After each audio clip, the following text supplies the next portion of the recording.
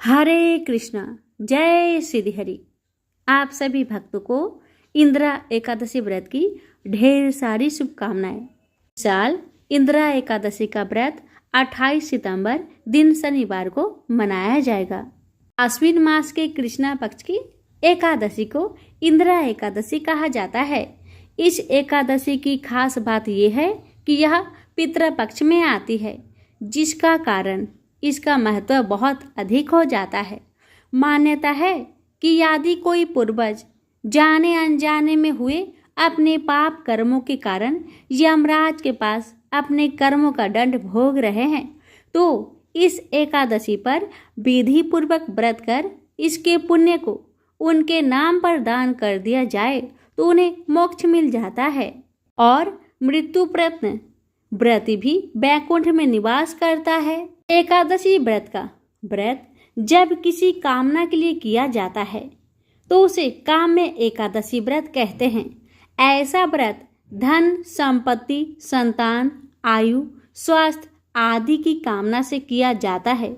यदि निष्काम भावना से यह व्रत किया जाता है तो इसे नित्य एकादशी व्रत कहा जाता है। इस व्रत में भगवान की भक्ति की मुख्य ध्येय होता है। पुराणों की व्याख्या करने वाले ब्रह्म ज्ञानी श्री सूत जी महाराज ने एकादशी के महत्व और उनसे संबंधित कथाओं का वर्णन किया है। उनके अनुसार इंद्रियों पर नियमन यानी संयम करना आवश्यक होता है, इसलिए इसे नियम भी कहते हैं। एकादशी के व्रत नियम पूर्वक करने से बुद्धि निर्बल होने लगती है, विचारों में सत्व गुणों का आगमन होने लगता है, विवेक शक्ति आती है तथा सत असत का निर्णय स्वतः ही होने लगता है। अब आइए श्रवण करते हैं इंदिरा एकादशी की व्रत कथा। इस कथा को स्वयं भगवान श्री कृष्ण ने धर्मराज युधिष्ठिर को सुनाए थे। मैं उसी कथा को आप सभी के सामने प्रस्तुत करने जा रही हूँ। कथा को बड़े ही श्रद्धा प्रसन्नचित मन से पूरा अवश्य सुनिएगा।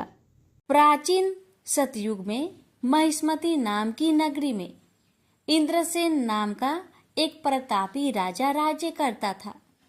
वह पुत्र, पौत्र, धन्य धान्य आदि से पूर्ण और सदैव शत्रुओं का नाश करने वाला था। एक समय जबकि राजा अपनी राजसभा में सुखपूर्वक बैठा था, महर्षि नारद आकाश मार्ग से उतरकर वहां आए। नारद जी को देखकर राजा आसन से उठा और अर्घ्य आदि से उनकी पूजा करके आसन दिया। महर्षि नारद बोले कि हे राजन, आपके राज्य में सब कुशल है। मैं आपकी धर्म परायणता देखकर अत्यंत प्रसन्न हूँ। तब राजा बोला, हे महर्षि, आपकी कृपा से मेरे राज्य में सब कुशल पूर्वक है तथा आपकी कृपा से मेरे समस्त यज्ञ कर्म आदि सफल हो गए हैं। हे देव, अब आपकी क्या आज्ञा है? इस पर नारद जी बोले कि हे राजन, मुझे एक महान आश्चर्य हो रहा है कि एक समय जब मैं ब्रह्मलोक से यमलोक को गया था, उस समय यमराज की सभा के मध्य में तुम्हारे पिता को बैठे देखा। तुम्हारे पिता महान ज्ञानी, दानी तथा धर्मात्मा थे। वह एकादशी के व्रत के बिगड़ जाने से यमलोक को गए हैं। तुम्हारे पिता ने मुझसे तुम्हारे लिए एक समाचार भेजा है कि आप मेरे पुत्र के पास जाए। मेरे पुत्र का नाम इंद्रसेन है, जो कि महिष्मती नाम की नगरी में राज्य करता है। मुझे किसी पूर्व जन्म के बुरे कर्म के कारण ही यह लोक मिला है। यदि मेरा पुत्र इंद्रसेन आश्विन मास के कृष्णा पक्ष की इंदिरा एकादशी का व्रत करे और उस व्रत को मुझे दे दे तो मेरी मुक्ति हो जाए, इस लोक से छूटकर स्वर्गलोक में वास करूं। तब राजा ने महर्षि नारद जी से ऐसे पिता के दुख पूर्वक वाक्य को सुना तो उसे महान दुख हुआ और इंदिरा एकादशी के व्रत की विधि पूछने लगा कि हे नारद जी, अब आप मुझे इस एकादशी की व्रत विधि बतलाइए। इस पर नारद जी बोले कि हे राजन, आश्विन मास की कृष्णा पक्ष की 10वीं के दिन प्रातःकाल श्रद्धा सहित स्नान करना चाहिए। इसके पश्चात दोपहर को भी स्नान करना चाहिए। उस समय जल से निकलकर श्रद्धा पूर्वक पितरों का श्राद्ध करे और उस दिन एक समय भोजन करे और रात्रि को पृथ्वी पर शयन करे। इसके दूसरे दिन अर्थात एकादशी के दिन प्रातःकाल दातुन करे और स्नान करे। उसके पश्चात भक्ति पूर्वक व्रत को धारण करे और कहना चाहिए कि मैं आज निराहार रहूंगा और समस्त भोगों को त्याग दूंगा। इसके पश्चात कल भोजन करूंगा। हे भगवान, आप मेरी रक्षा करने वाले हैं, आप मेरे व्रत को निभाइए। इस प्रकार आचरण करके दोपहर को शालिग्राम जी की मूर्ति को स्थापित करे और उत्तम ब्राह्मण को बुलाकर भोजन करवाए और दक्षिणा दे। भोजन में से कुछ हिस्से को गौ को दे और विष्णु भगवान की धूप दीप नैवेद्य आदि से पूजा करे और रात्रि को जागरण करे। इसके उपरांत द्वादशी के दिन मौन होकर बंधु बांधवों सहित भोजन करे। हे राजन, यह इंदिरा एकादशी के व्रत की विधि है। हे राजन, यदि तुम आलस्य रहित होकर इस एकादशी के व्रत को करोगे तो तुम्हारे पिताजी अवश्य ही स्वर्ग में जाएंगे। महर्षि नारद राजा को सब उपदेश देकर अंतर्ध्यान हो गए। राजा ने इंदिरा एकादशी के आने पर उसका विधि पूर्वक व्रत किया। बंधु बांधवों सहित इस व्रत के करने से आकाश से पुष्पों की वर्षा हुई और राजा का पिता यमलोक से रथ पर चढ़कर स्वर्ग को गया। राजा इंद्रसेन भी इस एकादशी के व्रत के प्रभाव से इस लोक में सुख भोग कर अंत में स्वर्ग लोक को गए। श्री कृष्ण भगवान कहने लगे कि धर्मराज युधिष्ठिर, जब मैंने तुम्हारे सामने इंदिरा एकादशी का महात्म्य वर्णन किया, इस कथा के पढ़ने व सुनने मात्र से ही समस्त पाप नष्ट हो जाते हैं और अंत में स्वर्ग लोक में जाकर वास करता है। प्रेम से बोलिए जय श्री हरि। शालिग्राम भगवान जी की कथा। एक बुढ़िया माई थी। उसके शालिग्राम जी का सेवा करने का नियम था। जब बैसाख का महीना आया, वो पुष्कर स्नान करने का विचार कर अपनी पड़ोसन से बोली, बहन, मैं पुष्कर स्नान करने जा रही हूँ, तुम मेरे शालिग्राम जी को अपने पास रख लो। पड़ोसन बोली, रख तो लूंगी, लेकिन मुझे शालिग्राम जी की सेवा पूजा करना नहीं आता, मगर मुझे बता दो तो मैं वैसे पूजा कर लूंगी।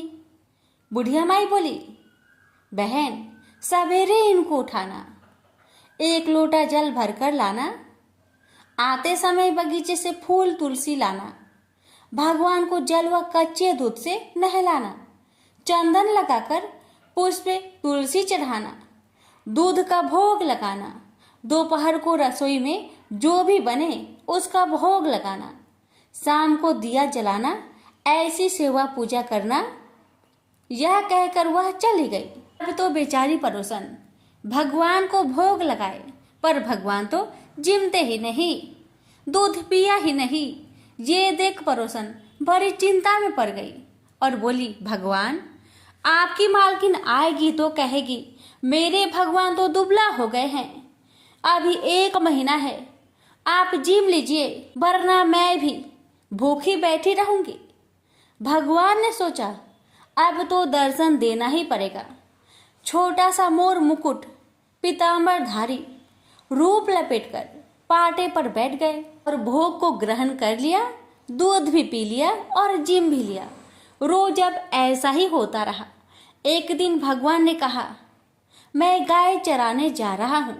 तो पड़ोसन बोली, थोड़े दिन और रुक जाइए। क्यों जा रहे हैं? पर भगवान नहीं माने। हाथ में सोने की लाठी, कंधे पर हीरे मोती का पीतांबर डाल गाय चराने जाते। महीना बीता, बुढ़िया माई घर आई। स्नान ध्यान से निपटकर सोचा अपने शालिग्राम जी को ले आऊं। पड़ोसन के पास लेने गई तो पड़ोसन बोली, शालिग्राम जी शाम को आएंगे तब ले जाना। बुढ़िया शालिग्राम जी के लिए जिद करने लगी और झगड़ा हो गया और आसपास के लोग भी इकट्ठे हो गए। तो पड़ोसन बोली, कोई बुढ़िया को समझाओ, 1 महीना इसने निकाल दिया, वैसे शाम तक सब्र करे। बुढ़िया धरना देकर बैठ गई। शाम पड़े भगवान आए। गाय उनकी जगह छोड़ भगवान मंदिर में विराज गए। पड़ोसन बूढ़ी से बोली, ले जाओ तुम्हारे भगवान, और भगवान से बोली, भगवान इस बुढ़िया को भी अपना रूप दिखा दो, ना ये मुझ पर विश्वास नहीं करेगी। भगवान ने मोर मुकुट पीताम्बर धर हाथ में सोने की लाठी लेकर दर्शन दिए। यह माई शालिग्राम भगवान की ये स्वरूप देखकर धन्य धन्य हो गई। ये शालिग्राम भगवान, जैसे आपने अपने भोले भक्तों को दर्शन दिया, वैसे आपकी कथा कहने वाले, सुनने वाले, हुक्कारे भरने वाले सभी पर अपनी कृपा सदा बरसाए रखना। प्रेम से बोलिए शालिग्राम भगवान की जय। तुलसी माता की कहानी। एक बुढ़िया माई तुलसी जी को सींचती और कहती कि हे तुलसी माता, सत की दाता, मैं तेरा बिरला सींचती हूँ।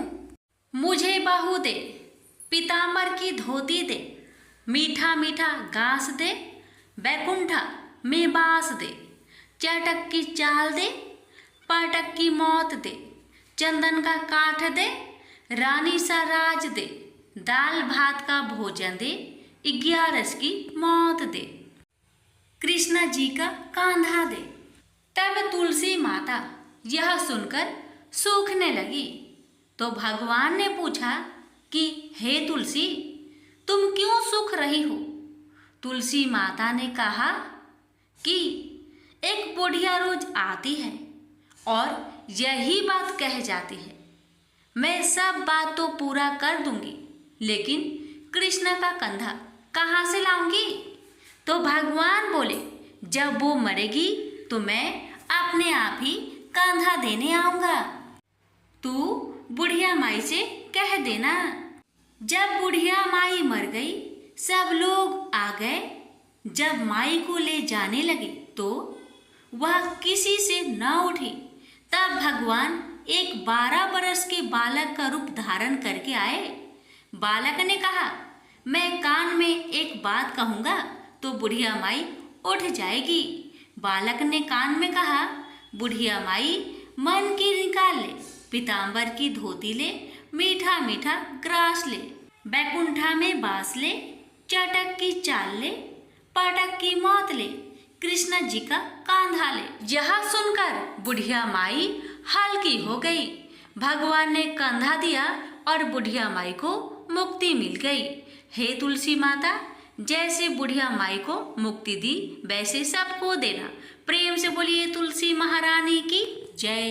एक लड़का सूट बूट पहनकर अपने ससुराल पत्नी को लेने जा रहा था।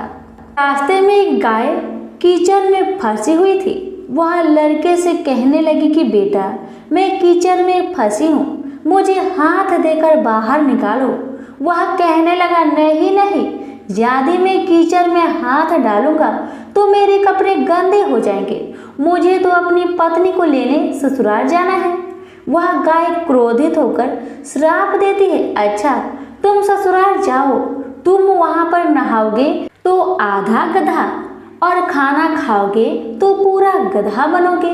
वह ससुराल पहुंच जाता है और उसके साले कहते हैं कि जीजा जी आप नहा धोकर खाना खा लो। तब वह कहता है कि मैं नहीं नहाऊंगा। तब वह कहते हैं ठीक है आप खाना खा लो। तब वह खाने से भी इनकार कर देता है। सब परेशान हो जाते हैं, जीजा ऐसा क्यों कर रहे हैं, ना तो नहा रहे हैं ना ही खाना खा रहे हैं। तब उसकी पत्नी कहती है कि आप क्यों नहीं नहाते या खाते हो। तब वह लड़का गाय की बात अपनी पत्नी से बताता है और कहता है कि मुझे गाय ने श्राप दिया है कि नहाऊंगा तो आधा गधा व खाऊंगा तो पूरा गधा बन जाऊंगा। तब पत्नी कहती है कि कोई बात नहीं, आप नहा लीजिए व कुछ खा लीजिए, मैं वचन देती हूँ कि मैं आपका साथ दूंगी। तब वह लड़का अपनी पत्नी की बात सुनकर नहाने के लिए तैयार हो जाता है और खाने बैठता है तो पूरा गधा बन जाता है। सब उसको गधा समझकर भगाने लगते हैं। तो पत्नी उनसे कहती है कि इसे मत मारो, ये मेरे पति हैं, इसे गाय का श्राप लग गया था इसलिए ये गधे बन गए हैं। आप मुझे इसके साथ ही विदा कीजिए। आप उसे उस गधे के साथ विदा कर देते हैं। वह गधे को लेकर एक जगह झाड़ के पीछे डेरा डालती है। दिन भर मेहनत मजूरी करती है और 12 आना गधे पर खर्च करती है और 4 आने खुद पर खर्च करती है और बोझ गधे पर न डालकर खुद ढोती है। इस प्रकार वह रोज करती है। तो रानी महलों की खिड़की में से रोज यह नजारा देखती है कि ऐसा इसे कौन सा दुख है, यह ऐसा क्यों करती है। एक दिन वह दासी को भेजकर उसे अपने महल में बुलाती है और पूछती है कि तुम ऐसा क्यों करती हो। तब वह कहती है, तुम वचन भरोगी, तुम मेरी मदद करोगी तो मैं तुम्हें अपना दुख बताऊंगी। रानी वचन भरती है कि बहन मैं वचन भरती हूँ। तब वह सारी बात बताती है और कहती है, इस प्रकार मेरे पति श्राप के वचन से गधा बन गए। तब रानी पूछती है कि इसका उपाय क्या है। तब वह बताती है, यदि किसी ने 24 एकादशी करी होगी, वह संकल्प करके इसे 24 एकादशी दे तो मेरे पति पहले की तरह ठीक हो जाएंगे। तब राज्य में ऐलान किया जाता है कि 24 एकादशी जिसने भी की हो वह राज दरबार में आए। अब एक बुढ़िया को लाया जाता है। जैसे बुढ़िया संकल्प करके एकादशी देती हुई नहाती है, उसके नहाने का पानी उस गधे पर गिरता है। वैसे वैसे वह गाय लड़के के रूप में आ जाता है। बुढ़िया लालच करके एक एकादशी व्रत रख लेती है तो उसका एक कान गधे का रह जाता है। सब कहते हैं ये क्या हुआ। तब बुढ़िया कहती है कि मैं भूखी प्यासी मरी सो, मेरे पास एक एकादशी तो रहने दो। तब सब कहते हैं नहीं, तुमने संकल्प किया है तो सारी एकादशी इस लड़के को दो, वरना यह पूरी तरह लड़का नहीं बन पाएगा। अब वह बुढ़िया सारी एकादशी उस लड़के को दे देती है और वह गधा पूरी तरह लड़का बन जाता है। राजा सारे राज्य में ऐलान करते हैं कि जिनके भी बन पड़े एकादशी करो, एकादशी जैसा दूसरा व्रत नहीं। प्रेम से बोलिए एकादशी माता की जय। ओम जय एकादशी, जय एकादशी, जय एकादशी माता। विष्णु पूजा व्रत को धारण कर शक्ति मुक्ति पाता। ओम जय एकादशी माता, तेरे नाम गिनाऊं देवी, भक्ति प्रदान करने। गण गौरव की देनी माता, शास्त्रों में बरनी। ओम जय एकादशी माता, मार्गशीर्ष के कृष्णा पक्ष की उत्पन्न विश्वातारिणी जन्मी। शुक्ल पक्ष में हुई मोक्षदा मुक्ति दाता बनाई। ओम जय एकादशी माता, पौष के कृष्णा पक्ष की सफला नामक है। शुक्ल पक्ष में होए पुत्र दा आनंद अधिक रहे। ओम जय एकादशी माता, नाम सटटिला माघ मास में कृष्ण पक्ष आवे। शुक्ल पक्ष में जया कहावे, विजय सदा पावे। ओम जय एकादशी माता, विजया फाल्गुन कृष्ण पक्ष में शुक्ल आमल की। पाप मोचनी कृष्ण पक्ष में चैत्र महाबली की। ओम जय एकादशी माता, चैत्र शुक्ल में नाम कामदा धन देने वाली। नाम बरुथनी कृष्ण पक्ष में वैशाख महावाली। ओम जय एकादशी माता, शुक्ल पक्ष में होई मोहिनी अपरा ज्येष्ठ कृष्ण पक्षी। नाम निर्जला सब सुख करने कृष्ण पक्ष रखी। ओम जय एकादशी माता, योगिनी नाम आषाढ़ में जानो कृष्ण पक्ष करनी। देव सैनी नाम कहायो शुक्ल पक्ष धरनी। ओम जय एकादशी माता, कामिका श्रावण मास में आवे कृष्ण पक्ष कहिए। श्रावण शुक्ल होए पवित्र आनंद से रहिए, सावन शुक्ल होए पवित्र आनंद से रहिए। ओम जय एकादशी माता। जा भाद्रपदे कृष्ण पक्ष की परिवर्तनी शुक्ला, इंद्रा आश्विन कृष्ण पक्ष में व्रत से भाव सागर निकला। ओम जय एकादशी माता। पापंकुशा है शुक्ला पक्ष में आप हरण हारी, रमा मास कार्तिक में आवे सुखदायके भारी। ओम जय एकादशी माता। देवोत्थानी शुक्ला पक्ष की दुख ना सके मैया, देवोत्थानी शुक्ल पक्ष की दुख ना सके मैया।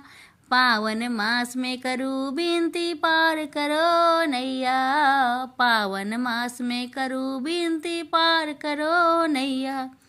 ओम जय एकादशी माता। परमा कृष्ण पक्ष में होती जन मंगल करनी, परमा कृष्ण पक्ष में होती जन मंगल करनी। शुक्ल मास में होए पद्मिनी दुख दरिद्र हरनी, शुक्ल मास में होए पद्मिनी दुख दरिद्र हरनी। ओम जय एकादशी माता।